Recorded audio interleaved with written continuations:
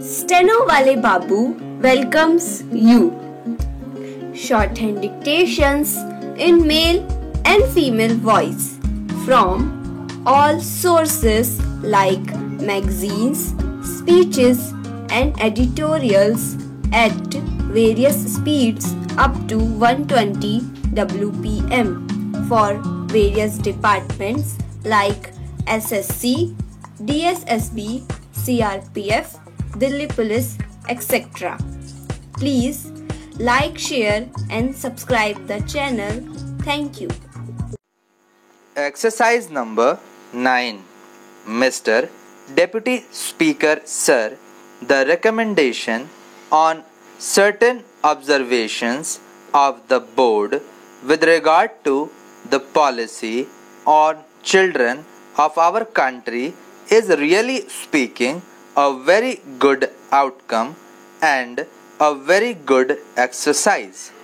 I have patiently heard the views on the policy as they were expressed by our Honorable Deputy Minister on the last day of the previous session. I also congratulated him for his attitude towards the children.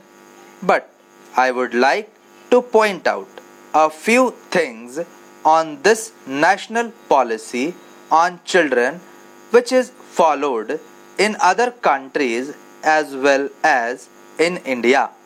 In India, perhaps it is a known fact both from the point of view of religion and that of ancient thinking that the child is treated as God.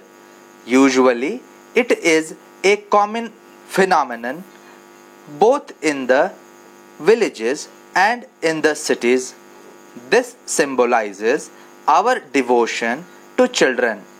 It also indicates our expectations and our dreams about children. I could really appreciate that when we were under the British rule, we could not evolve a suitable policy in relation to children with a view to improving their conditions, but we are now a free country.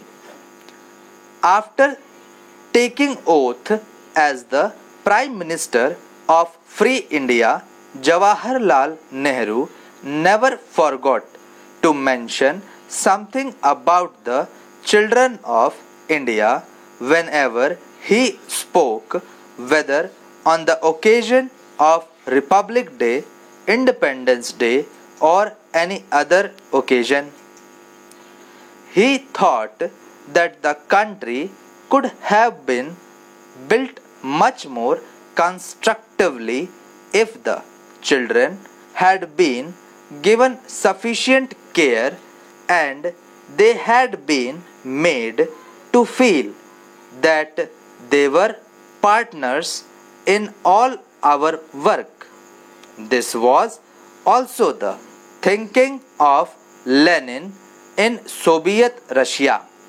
Immediately after the revolution, Lenin used to speak about children on all occasions and say that they should be given due care.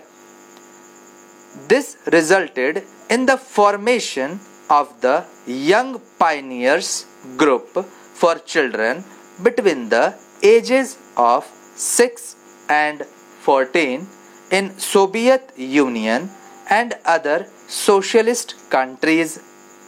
In all the socialist countries, this group is recognized, engineered, financed, and administered by the governments and given highest priority in the matter of development. Similarly, measures have been undertaken recently in Iraq also.